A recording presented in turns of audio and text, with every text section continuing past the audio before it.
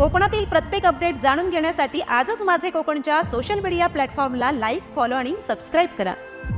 नमस्कार, मी प्रणाली भोसले माझे कोकणच्या बातमीपत्रात आपल्या सर्वांचं मनपूर्वक स्वागत करते। बातमीपत्राला सुरुवात करण्याआधी पाहूयात हेडलाईन्स। महाड ग्रामपंचायतीवर 13 कोटींची थकबाकी, पथदिवे पाणी पुरवठा बिलांचा भरणा नाही, वीज मंडळाकडून वारंवार नोटिसा। सिंधुदुर्ग हत्ती स्थलांतर प्रस्तावावर चर्चा, वन अधिकाऱ्यांच्या बैठकीत महत्त्वाचा निर्णय, ओंकारसह 6 हत्ती वनताराकडे।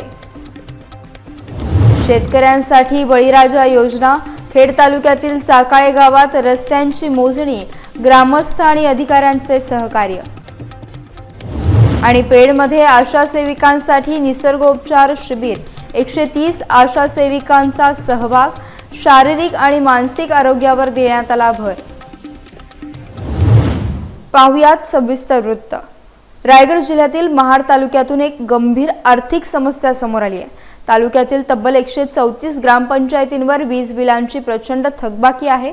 पथदिवे आणि सार्वजनिक पाणी पुरवठा योजनांच्या वीज वापरापोटी ही थकबाकी जवळपास 13 कोटी रुपयांपर्यंत पोहोचली आहे। वीज वितरण विभागाच्या मिळालेल्या माहितीनुसार गेल्या अनेक वर्षांपासून ही थकबाकी वाढत असून वीज मंडळानं वारंवार नोटिसा पाठवूनही बिलांचा भरणा पूर्ण झालेला नाही। या थकबाकीमागे एक महत्त्वाचं कारण म्हणजे सार्वजनिक पाणी पुरवठा योजनेसाठी ग्रामस्थ पाणीपट्टी नियमितपणे भरत नाहीत। यामुळे ग्रामपंचायतींकडे निधी अपुरा पडतो आणि वीज बिलांची थकबाकी वाढतच जाते। ही लाखो रुपयांची थकबाकी गेल्या 5 ते 7 वर्षापासूनची आहे। आगामी स्थानिक स्वराज्य संस्थांच्या निवडणुका 4 महिन्यांवर आल्यात। निवडणुकीच्या पार्श्वभूमीवर गावातील इतर समस्यांसोबत ही वीज बिलांची थकबाकी महत्त्वाचा आणि कळीचा मुद्दा ठरणार आहे। राजकीय पक्ष यावर कोणती भूमिका घेतात आणि ग्रामस्थांना या समस्येतून बाहेर काढण्यासाठी काय उपाययोजना करतात हे पाहणं आता औत्सुक्याचं ठरेल। ही थकबाकी कशी सोडवली जाते यावर सर्वांचं लक्ष लागून राहिलंय।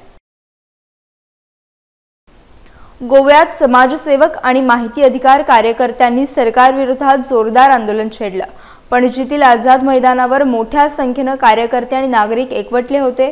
एका विशिष्ट व्यक्ती आणि तिच्या मास्टरमाइंडला तातडीने अटक करावे, अन्यथा सरकारला तीव्र विरोधाचा सामना करावा लागेल अशी मागणी आंदोलकांनी केली आहे। या आंदोलनात विरोधी पक्षनेते युरी आलेमाव, प्रदेशाध्यक्ष अमित पालेकर, आमदार विजय सरदेसाई यांच्यासह व्हेंजी व्हिएगन्स, वीरेश बोर, कार्लोस फेरेरा आणि गिरीश चोडणकर यांच्यासारख्या प्रमुख नेत्यांनी आणि राज्यभरातील सामाजिक कार्यकर्त्यांनी सहभाग घेतला। आझाद मैदानापासून सुरू झालेल्या मोर्चानं सुरुवातीला पोलीस महासंचालकांना निवेदन देण्याचा प्रयत्न केला। त्यानंतर मुख्यमंत्र्यांच्या भेटीसाठी मोर्चेकरी दयानंद बांदोडकर मार्गावर पोहोचले। तिथे सुमारे 2 तास वाट पाहिल्यानंतर ही भेट न झाल्यानं पोलिसांची चांगलीच दमछाक झाली। अखेर आंदोलकांनी आपला मोर्चा मुख्यमंत्र्यांच्या अल्टिनो येथील निवासस्थानाकडे वळवला। तिथे त्यांची मुख्यमंत्र्यांची भेट झाली। ही भेट पूर्णपणे यशस्वी ठरल्याचा दावा विरोधी पक्षप्रमुख सरदेसाई यांनी केला। या भेटीनंतर आंदोलकांनी आपला विजय झाल्याचं म्हटलंय। गुहागर येथून एक मोठी राजकीय बातमी समोर येते। शिवसेना उद्धव बाळासाहेब ठाकरे पक्षाचे आमदार भास्कर जाधव यांनी भारतीय जनता पक्षावर जोरदार टीका केली आहे। गुहागरमध्ये बोलताना जाधव यांनी भाजपवर अनेक गंभीर आरोप केलेत। भाजपचं राष्ट्रप्रेम हे खरं राष्ट्रप्रेम नसून ते पाकिस्तानी प्रेम आहे। भाजपच्या नेत्यांना पाकिस्तानचं नाव घेतल्याशिवाय जेवणही गोड लागत नाही आणि झोपही लागत नाही असा उपरोधिक टोला त्यांनी लगावलाय। भाजप नेहमीच पाकिस्तानचा मुद्दा उपस्थित करून जनतेची दिशाभूल करत असल्याचा आरोप देखील त्यांनी केला। या टीकेमुळे रत्नागिरी जिल्ह्याच्या राजकारणात एकच खळबळ उडाली आहे। आगामी काळात या टीकेचं काय पडसाद उमटतात हे पाहणं आता महत्त्वाचं ठरणार आहे। हे भाजपवाले जे कोणी असे बोलतात, जे कोणी बोलतात ते नुसते नालायक नाही, महानालायक आहेत। कधी खान म्हणायचं, कधी औरंगजेब म्हणायचं। यांचं प्रेम भाजपवाल्यांचं हे राष्ट्रप्रेम नाही तर हे पाक म्हणजे पाकिस्तान प्रेमी लोक आहेत। या देशामध्ये पाकिस्तानचं नाव, मुसलमानांचं नाव, अतिरेक्यांचं नाव, धर्मविरोधी लोकांचं नाव भारतीय जनता पार्टी आणि त्यांच्या संबंधित लोक जितके वेळेला घेतात तितके वेळेला इथले आमच्या भारतातले हिंदुस्थानातले मुस्लिम सुद्धा पाकिस्तानचं नाव घेत नाहीत, पण भारतीय जनता पार्टीला सकाळ संध्याकाळ पाकिस्तानचं नाव घेतल्याशिवाय जेवणही गोड लागत नाही आणि झोपही लागत नाही. असे लोकच अशा पद्धतीचा अस्लाद्य भाषा करू शकतात, अस्लाद्य प्रकारच्या काही टीका टिप्पण्या करू शकतात, कारण त्याने ते विकृत लोक आहेत. सिंधुदुर्गमधून शिवसेना शिंदे गटाचे नेते आणि आमदार दीपक केसरकर यांनी राजकीय टीका टिप्पणीवर अत्यंत महत्त्वाचं भाष्य केलंय. राजकारणात कोणावरही टीका करत असताना अपशब्द किंवा वाईट शब्दांचा वापर टाळला पाहिजे असं ते म्हणाले. मी याच मताचा असून यामुळे मी याबाबत अधिक बोलणार नाही असं केसरकर यांनी स्पष्ट केलंय. राष्ट्रवादी काँग्रेसचे ज्येष्ठ नेते जयंत पाटील यांच्याबद्दल सर्वांनी आदरानं आणि चांगल्या पद्धतीनं बोललं पाहिजे अशी भूमिका त्यांनी मांडली आहे. या सर्व उपदेशानंतर भाजप नेते गोपीचंद पडळकर हे यापुढे बोलताना अधिक भान ठेवून बोलतील अशी अपेक्षा आमदार दीपक केसरकर यांनी यावेळी व्यक्त केली. राजकीय वर्तुळातून केसरकरांच्या वक्तव्याची सध्या चर्चा सुरू आहे. नाही बघा, टीका कोणावरही करू नये आणि ती तर वाईट शब्दामध्ये करूच नये या मताचा मी स्वतः आहे.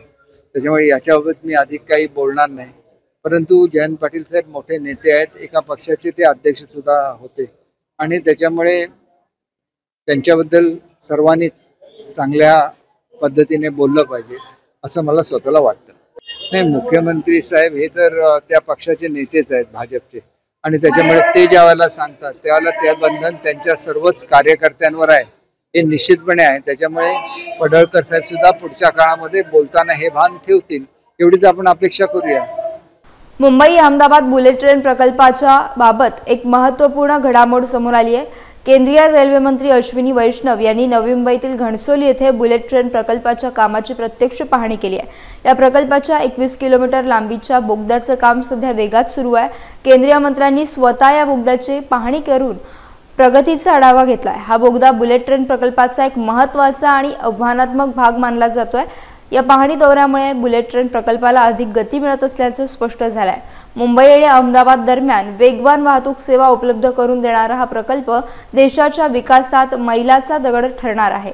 केंद्रीय मंत्र्यांच्या भेटीमुळे प्रकल्पाच्या कामाला आणखीन प्रोत्साहन मिळालं असून निर्धारित वेळेत हा प्रकल्प पूर्ण करण्याच्या दृष्टीने ठोस पावले उचलली जात आहेत. ही बुलेट ट्रेन केवळ प्रवासाचा वेळ वाचवणार नाही तर 2 मोठ्या औद्योगिक शहरांना जोडणारी एक महत्त्वाची जीवनवाहिनी ठरणार आहे. यामुळे आर्थिक आणि सामाजिक विकासाला देखील चालना मिळेल अशी अपेक्षा आता व्यक्त होती आहे. साथियों, मुंबई से अहमदाबाद की बुलेट ट्रेन परियोजना में आज एक इम्पॉर्टेंट माइलस्टोन अचीव हुआ है. आप सब जानते हैं कि मुंबई से ठाणे के बीच में जो क्रीक है उसके नीचे से, समुद्र के नीचे से एक टनल का निर्माण किया जा रहा है. समुद्र के नीचे से एक टनल का निर्माण किया जा रहा है. इसमें जो एक महत्वपूर्ण सेक्शन है 4.8 किलोमीटर का, उसका आज टनल में ब्रेक थ्रू हुआ है. उसके लिए आप सबको बहुत बहुत बधाई. ये इस पूरे प्रोजेक्ट के लिए बहुत इम्पोर्टेंट माइलस्टोन है. अहमदाबाद मुंबई के इस इम्पोर्टेंट प्रोजेक्ट का कल जापान की टीम आई थी. उनके वाइस मिनिस्टर आए थे, उन्होंने पूरा रिव्यू किया और बहुत ही खुशी जाहिर की. जो बहुत अच्छी प्रोग्रेस हुई है कंस्ट्रक्शन में, उसको सबने सराहा और काम की क्वालिटी के बारे में भी. अब करीब करीब मुंबई अहमदाबाद प्रोजेक्ट में 320 किलोमीटर का वायाडक्ट यानी जो ब्रिज वाला पोर्शन है, 320 किलोमीटर का ब्रिज का पोर्शन कंप्लीट हो गया है. स्टेशन, सारे स्टेशंस पे बहुत अच्छा काम चल रहा है. नदियों पे जो पुल बन रहे हैं वो भी बहुत तेज़ी से कंप्लीट हो रहे हैं. ओवरऑल जो सबकी अपेक्षा है इस प्रोजेक्ट से, वो एक अच्छा, ये बहुत बड़ा एक संकल्प पूरा दिखने लगा है. सिंधुदुर्ग जिल्ह्यातून वन्यजीव प्रेमींसाठी एक महत्त्वाची बातमी समोर आली आहे. येथील हत्तींच्या स्थलांतरासंदर्भात वरिष्ठ वन अधिकाऱ्यांच्या बैठकीत महत्त्वपूर्ण चर्चा झाली. केवळ ओमकारच नाही तर उर्वरित 6 हत्तींना वनतारा येथे पाठवण्याचा निर्णय विचाराधीन आहे. या महत्त्वपूर्ण निर्णयाबाबत आमदार दीपक केसरकर यांनी माहिती दिली। वनतारा हे हत्तींच्या संगोपनासाठी आणि पुनर्वसनासाठी उत्कृष्ट केंद्र आहे, त्यामुळे आपल्या जिल्ह्यातील या हत्तींना तिथे पाठवून उत्तम वातावरण आणि जागतिक दर्जाच्या आरोग्य सुविधा उपलब्ध करून देण्याचा प्रयत्न असल्याचं केसरकर म्हणाले। प्रयत्न केवळ ओमकारपुरतेच मर्यादित नसून उर्वरित 6 हत्तींनाही वनतारा येथे पाठवून त्यांचं भविष्य सुरक्षित करण्याचे ध्येय आहे। या निर्णयामुळे हत्तींना सुरक्षित आणि चांगले जीवन जगता येईल अशी अपेक्षा आहे। वन विभाग आणि स्थानिक प्रशासन यावर समन्वय साधून ही प्रक्रिया लवकरात लवकर पूर्ण करेल।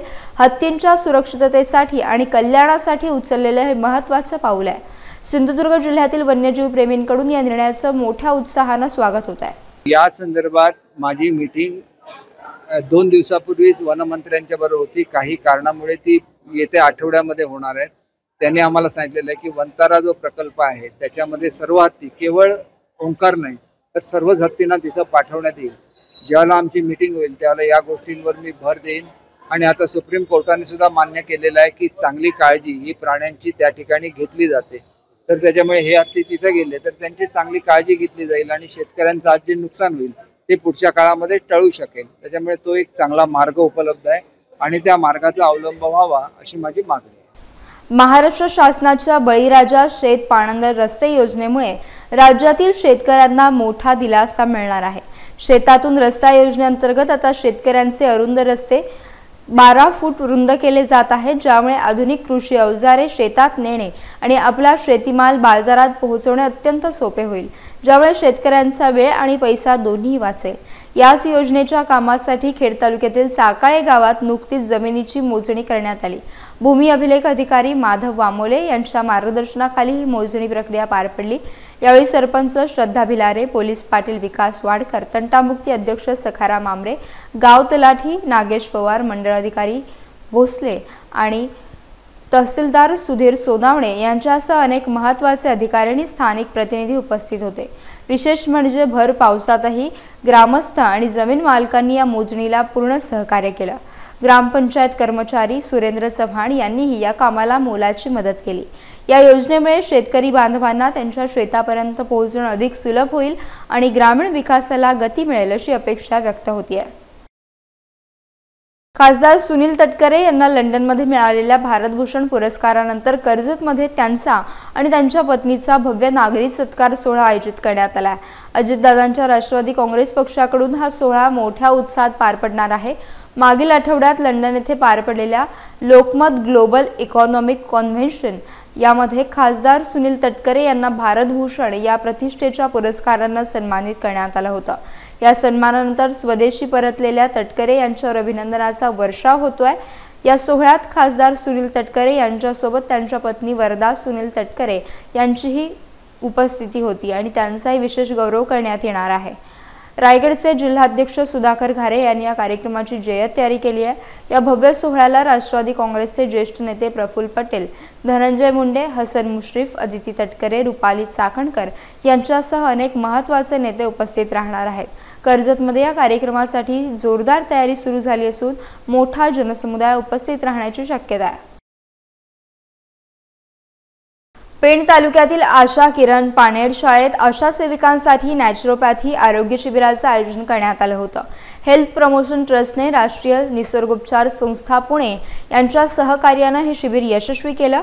या शिबिरात तब्बल 130 आशा सेविकांनी उत्स्फूर्तपणे सहभाग घेतला। ग्रामीण भागात आरोग्य सेवा पुरवणाऱ्या आशा सेविका शारीरिक आणि मानसिकदृष्ट्या निरोगी आणि सुदृढ राहाव्यात या उद्देशाने या शिबिराचे आयोजन करण्यात आलं होतं। दीप प्रज्वलनाने या शिबिराची सुरुवात झाली। यामध्ये शारीरिक आरोग्याची काळजी कशी घ्यावी यावर सखोल मार्गदर्शन करण्यात आले। डॉक्टर ऋतिका महाजन यांनी बदलत्या जीवनशैलीमुळे आरोग्यावर होणारे परिणाम आणि शरीराची काळजी घेण्यासाठी घरगुती उपायांचे महत्त्व समजावून सांगितले। डॉक्टर प्रणव खवाळे यांनी योगासनाचे महत्त्व विशद केले। योगामुळे शरीर लवचिक राहते, मानसिक आरोग्य सुधारते आणि सकारात्मक दृष्टिकोन वाढतो असं त्यांनी सांगितलं। गटविकास अधिकारी गजानन लेंडी आणि तालुका आरोग्य अधिकारी सुनील नखाते यांच्यासह अनेक मान्यवर यावेळी उपस्थित होते। हेल्थ प्रमोशन ट्रस्टचे संचालक रॉकी बॅन्स, समन्वयक डायना फर्नांडिस आणि आशा किरण शाळेच्या संचालिका रेखा रोस यांच्या प्रयत्नांमुळे हे शिबिर अत्यंत यशस्वी ठरले। तुमची त्वचा कोरडी पडते, जर बघितलं असेल लहान मुलांची ओठ पांढरी दिसली की रागवलं जातं, पाणी कमी पिते, पाणी पी, बरोबर? म्हणजे आपल्या शरीरातल्या प्रत्येक पेशीमध्ये पाणी आहे.